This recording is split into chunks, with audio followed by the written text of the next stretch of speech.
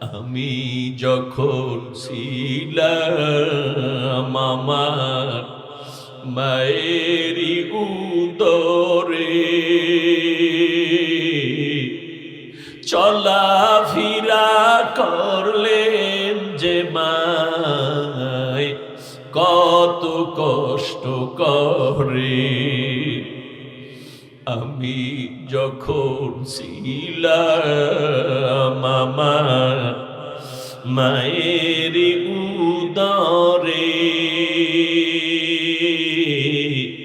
চলাফেরা করলেন যে মায় কত কষ্ট করে। এমন মাকে কেমনে আজি, এমন মাকে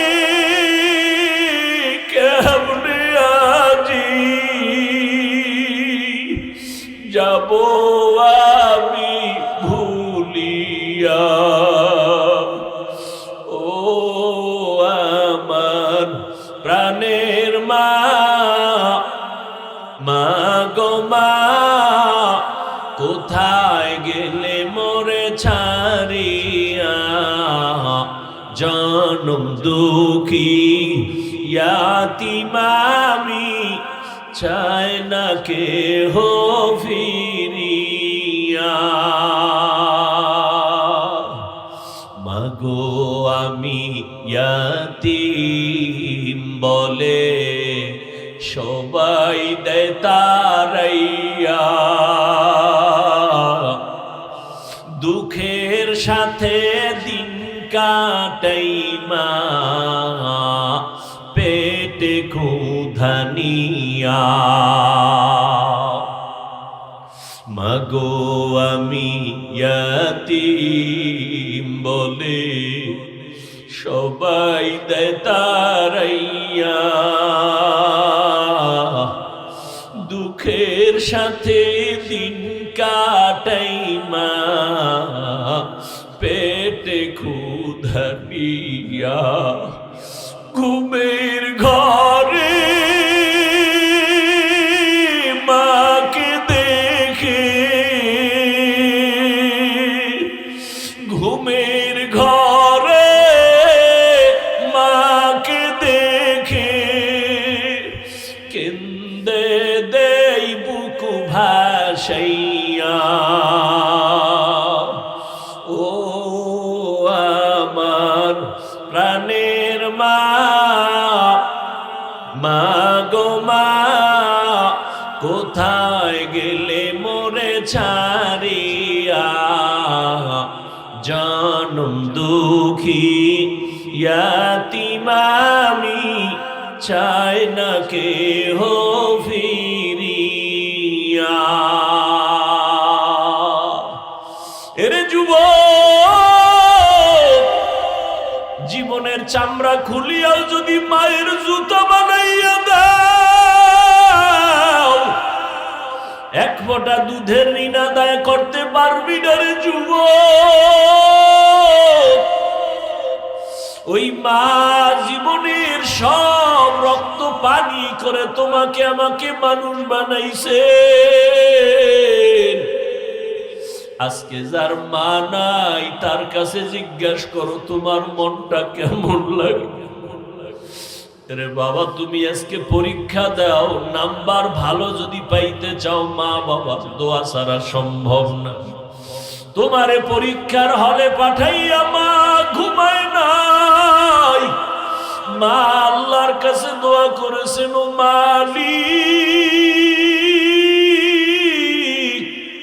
আমার সন্তান পরীক্ষা দেয়, কামিয়াবি দান করিও।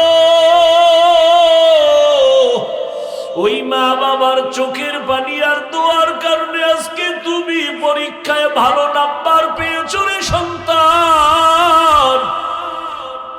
ওই মা বাবার চোখের পানি আর দোয়ার কারণে বাবা এই চেয়ারে বসছি, না হয় আমার কোনো যোগ্যতা নেই রে বাবা। আল্লাহ পাক দয়া করে এই সম্মান দান করেছেন মা বাবার চোখের পানি। আমার এলেমের কোনো বাহাদুরি নাই রে বাবা। ও সন্তানের, আজকে তুমি টাকার মালিক, বাড়ি গাড়ির মালিক, ওই মা বাবার চোখের পানির কারণ। ওই মা বাবা একটা রাত তোমাকে আমাকে দূরে রেখে ঘুমায় নাই, আর আজকে তুমি মা বাবাকে ভুলিয়া কেমনে ঘুমাইতেছ রে নিষ্ঠুর। ও স্বামীরা, তোমার বিবি একটা বাচ্চা নিয়ে কি কষ্ট করে যদি বুঝতা, কোনদিন খারাপ আচরণ করতা না। আমার আল্লাহ পাক এত ধৈর্য মা বোন মাকে দান করেছেন। একদিকে বাচ্চা পেটে নিয়ে ঘুমাইতে পারে না, আমার পায়ের লাথিতে মায়ের কান্না, ওদিকে আবার স্বামীর খেদমত, চতুর্দিক ঠিক করিয়া মা, এরপরও মাথাটা ঠিক রাইখা চলতেছে রে বাবা। আমার নবী এমন এক টাইমে মক্কা নগরীতে আসছেন, মক্কার মানুষগুলো কন্যাদের পছন্দ করে না, অথচ মায়ার নবী, কেমন দয়ার নবী আমার। মক্কার বেঈমান মুশরিকরা অলিতে গলিতে ঘুরে আর ঘোষণা দেয় মুহাম্মদের কপাল খারাপ, ওর কোনো ছেলে নাই, মরিয়া গেলে মুহাম্মদের বংশ রক্ষা হবে না, কেউ গুণগান গাবে না। কিন্তু আজ তাকাইয়া দেখো, যারা নবীর গালি দিত, মুহাম্মদের ছেলে নাই, মইরা গেলে কে ওর বংশ রক্ষা করবে?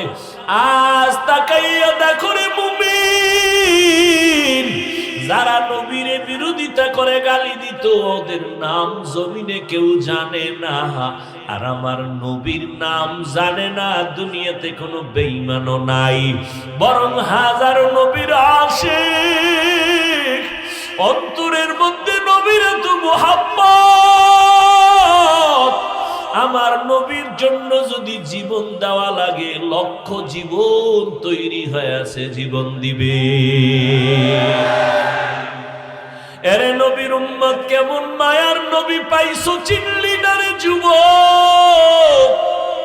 ওই মায়ার নবী বলেন, ও দুনিয়ার মুমিনেরা, আমি এত বড় দামি একজন ব্যক্তি, আল্লাহ আমাকে এত সম্মান দান করেছেন, আমার কোনো গুনাহ নাই, আল্লাহ আমাকে তৈরি করেছেন কত আদর করে, আল্লাহ আমাকে রহমাতুল লিল আলামিন বানাইছে। ও দুনিয়ার বাবারা শুনো, আমি নবী মুহাম্মদের কোনো ছেলে নাই, আমিও 4 কন্যার বাবা। আমার 4 কন্যা দিয়ে আমার মাওলা আমার কলিজা ঠান্ডা করেছে। আমার কনিষ্ঠ সন্তান আমার কন্যা ফাতেমা আজকে দুনিয়াতে নবীর বংশধারাটা জিন্দা আছে নবীর মেয়ে ফাতেমা রাদিয়াল্লাহু আনহা থেকে। ও আল্লাহর বান্দারা, নবী বলেন, ও কন্যা সন্তানের বাবারা, আমি নবী 4 কন্যার বাবা, তোমরা যারা একটা কন্যা পেয়েছো শুকর আদায় করিও, তুমি একটা জান্নাতের মালিক। যারা 2টা কন্যা পেয়েছো, 2টা জান্নাতের মালিক। যারা 3টা কন্যা সন্তানের বাবা হয়েছো, 3টা জান্নাতের মালিক। কেমনে যে বুঝাইব রে বাবা, তুমি বুঝো না। 5টা ছেলে হইয়াও বাবারে ওই পরিমাণ মোহব্বত করে না একটা মেয়ে বাবার জন্য যেই পরিমাণ কাঁদে। বাবায় যদি একটু অসুস্থর খবর পায়, ছেলেরা কানে দিয়াও নেয় না। আর মেয়েটা যদি শুনে বাবায় অসুস্থ, পাগলের মতো দৌড়ায়। জীবনটা পর্যন্ত বাবার জন্য দিয়া দেয় রে বাবা।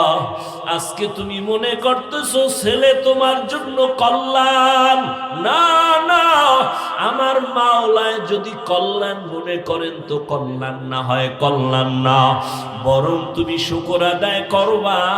তোমার 5টা ছেলে দিয়া তোমার উপকার যা না হবে, আমার আল্লাহ একটা মেয়ে দিয়া তার থেকে বেশি উপকার করতে পারে। আল্লাহর এক বান্দা বিয়া করছে, টাকার অভাব নাই, পয়সার অভাব নেই, টাকার অহংকারী, ক্ষমতার অহংকারী।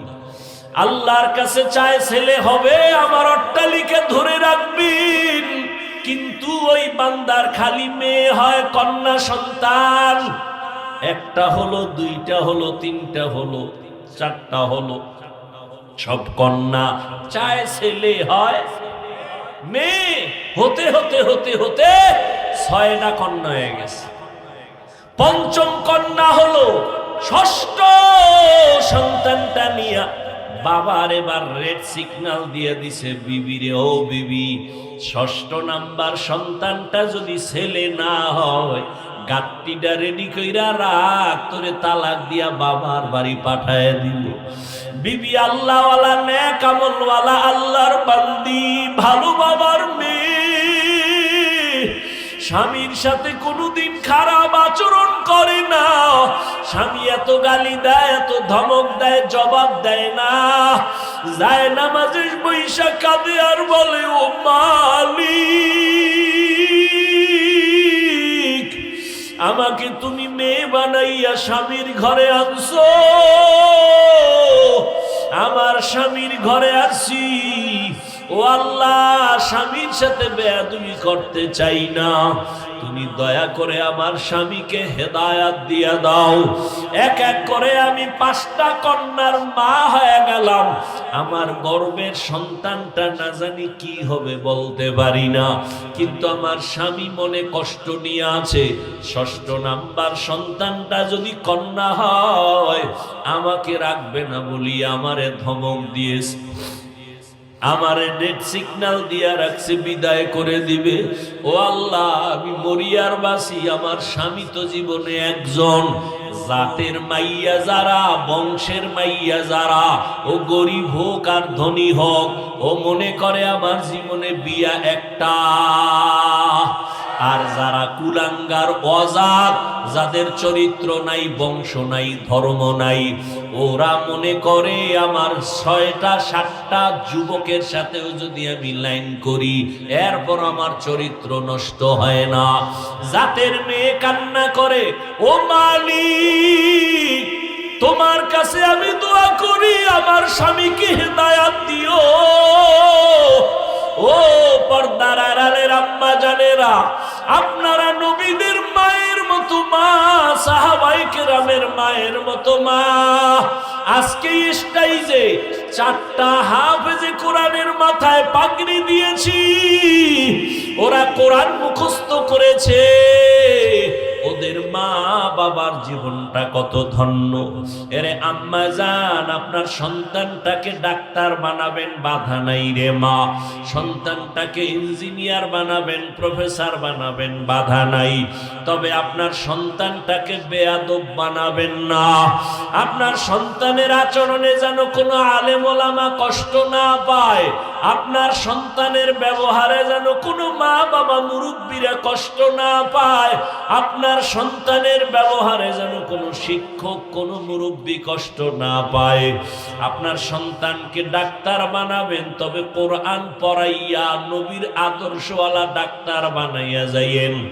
আম্মা জান, আপনার দোয়া, আপনার চোখের পানি আর আপনার ত্যাগের বিনিময়ে একটা সন্তান ভালো হবে।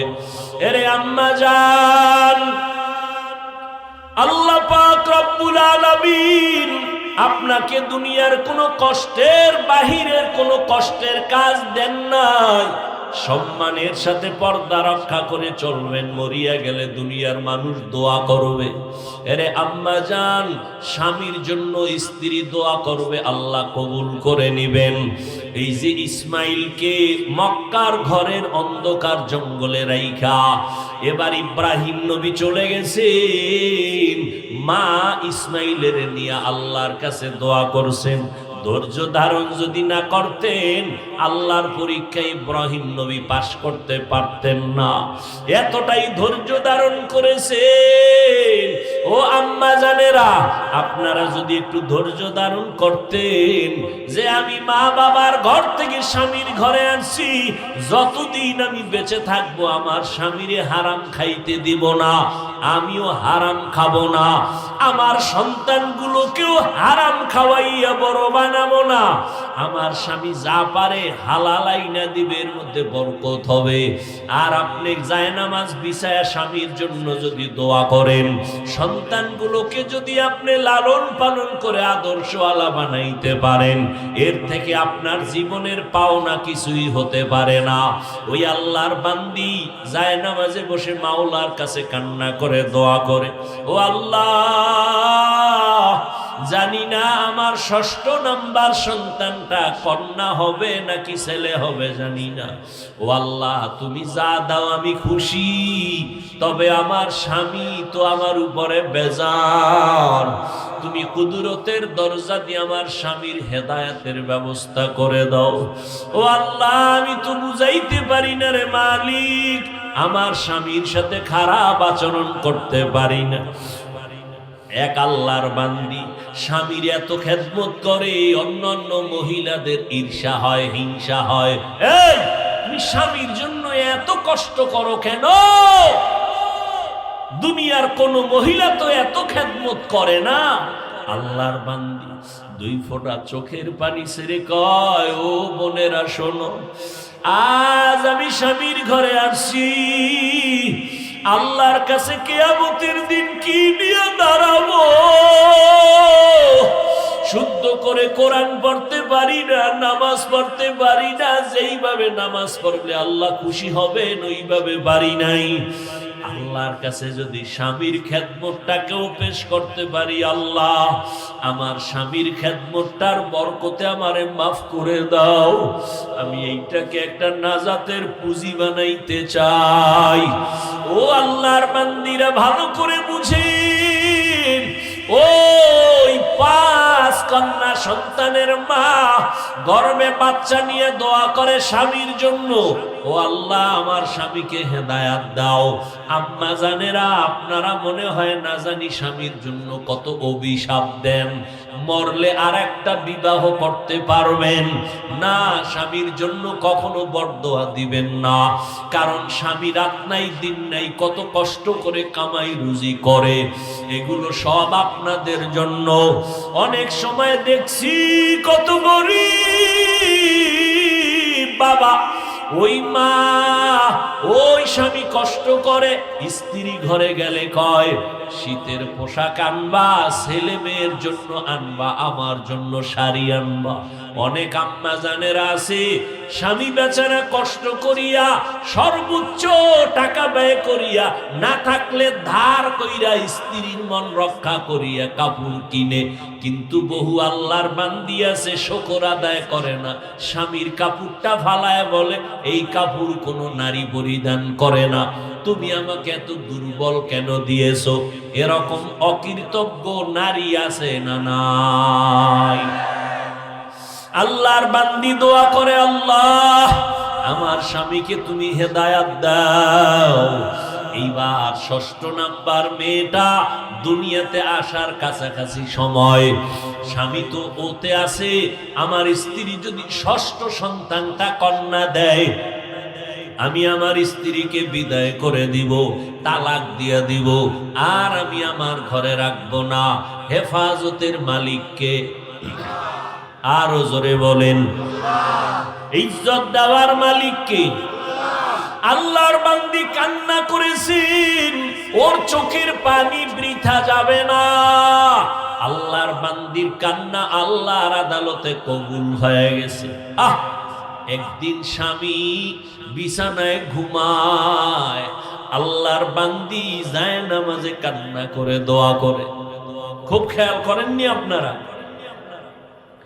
আল্লাহর বান্দি রাতের বেলা যায় নামাজে দোয়া করে, স্বামী কই?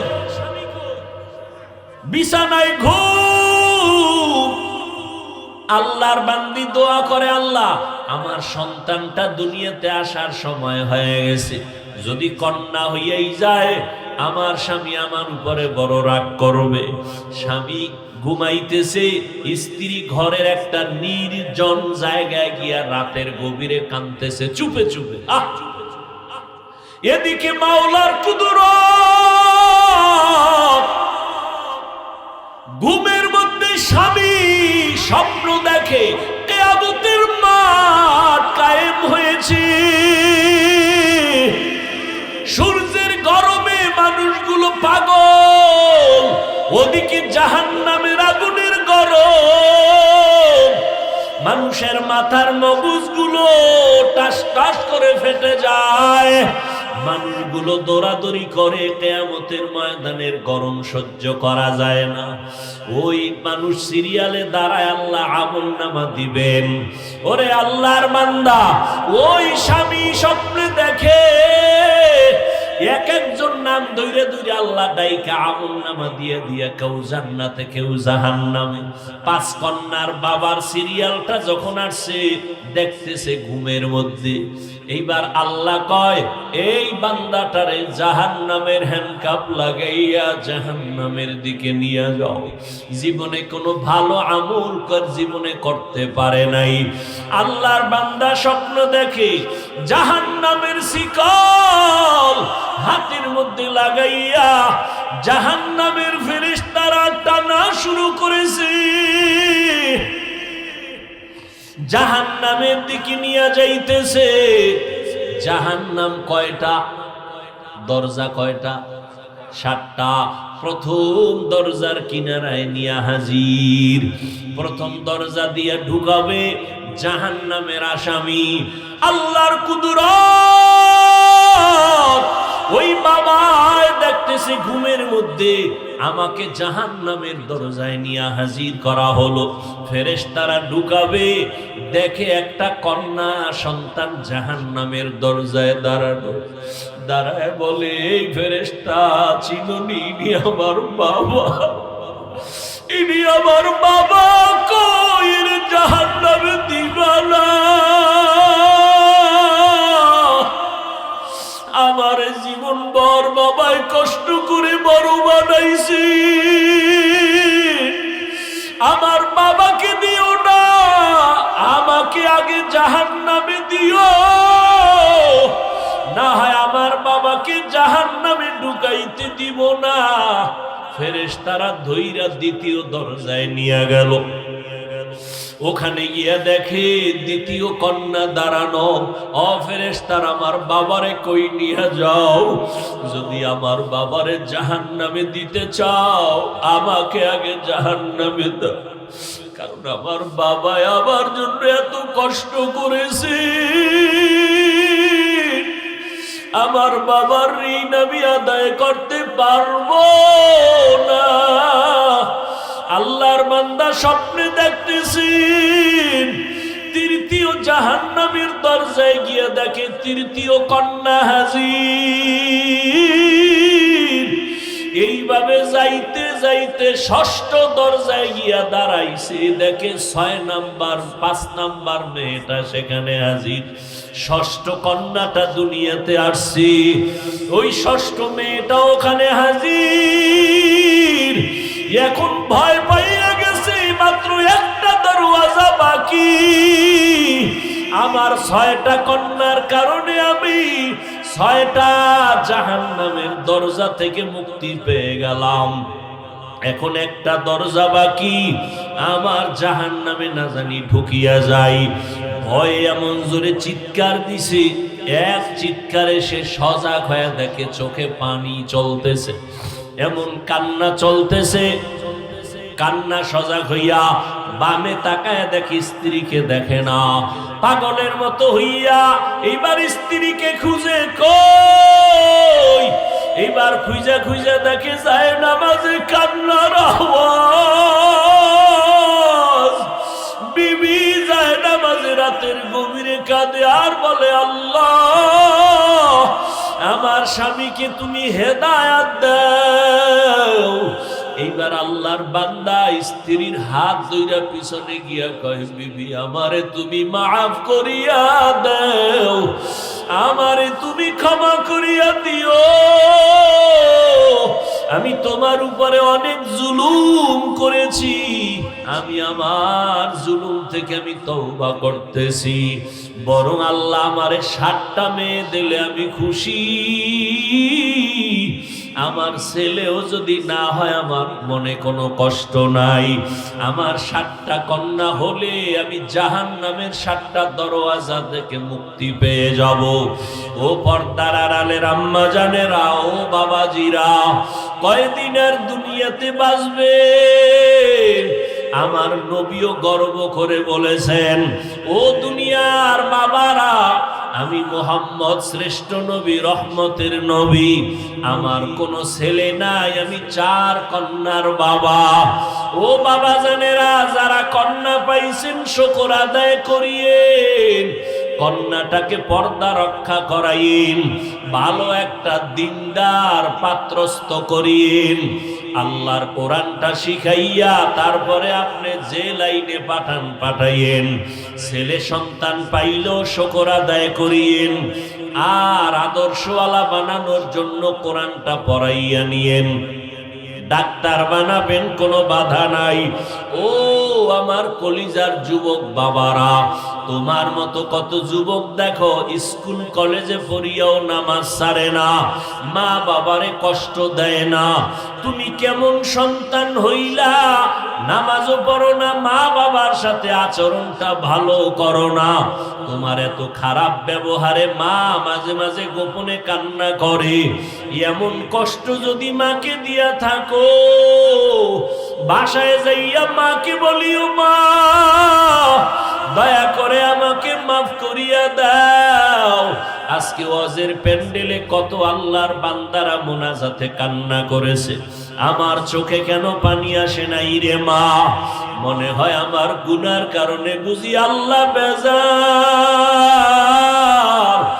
আমার মতো গুনাহগার কেউ নাই, গুনার কারণে আমার হাত না পাক, আমার চোখ না পাক, আমার জিহ্বা না পাক, আমার অন্তর না পাক। ও মা, তুমি আমার মাথায় হাত দিয়া দোয়া করিয়া দাও রে মা, আমি আর তওবা করে নিলাম, আর গুনার কাছে যাব না। মা, তোমারে আর কোনোদিন কষ্ট দিব না, নামাজ ছাড়ব না, জীবনে কম নামাজ ছাড়ি নাই, আজকে থেকে তওবা করে নিলাম। ও যুবক বাবারা, তোমার মতো যুবক ব্যবসা করে, চাকরি করে, নামাজ ছাড়ে না, র্যাব, আর্মি, পুলিশ, বিডিআরের চাকরি করে, নামাজ ছাড়ে না, রাস্তায় গাড়ি চালাইয়াও নামাজ বাদ দেয় না, নদীর মধ্যে মাছ ধরে, কৃষি কাজ করে, নামাজ বাদ দেয় না। তুমি কেন পারবা না রে বাবা? আজকে থেকে তওবা করে নাও, মায়ার নবীর মোহাব্বতের আদর্শ ছাড়বা না, উলামায়ে কেরামের পরামর্শ নিয়ে আমল শুরু করবা, নবীর সুন্নাত অনুযায়ী চলবা, মা বাবার দোয়া নিয়ে চলবা, উলামায়ে কেরামের পরামর্শ নিয়ে চলবা। তওবা করার জন্য তৈরি হইয়া যাও, মনে মনে আল্লাহকে ডাকো আর বলো, হে মালিক, কোন দিন যেন মরণের ডাক এসে যায় বলা যায় না। আজকে থেকে তওবা করে নিলাম, আর নামাজ ছাড়বো না, দাড়ি কাটবো না, বেপরদায় চলবো না, মা বাবারে কষ্ট দিব না, উলামায়ে কেরামের বিরুদ্ধে যাব না, নবীর সুন্নাত অনুযায়ী জীবন চালাবো। মুনাফিকি যদি না থাকে, তওবা করার যদি কারো অন্তর তৈরি হয়, খাঁটি তওবার নিয়ত যাদের আছে, দুটো হাত আমার আল্লাহকে দেখাইয়া দাও। আয় আল্লাহ, হাতগুলো কবুল করে নেন, তওবা কবুল করে নেন। তওবার উপরে মজবুত হইয়া চলার তৌফিক দান করেন আমিন। আলহামদুলিল্লাহি রাব্বিল আলামিন। والصلاة والسلام على سيد الأنبياء والمرسلين وعلى آله وأصحابه أجمعين يا أرحم الراحمين يا أرحم الراحمين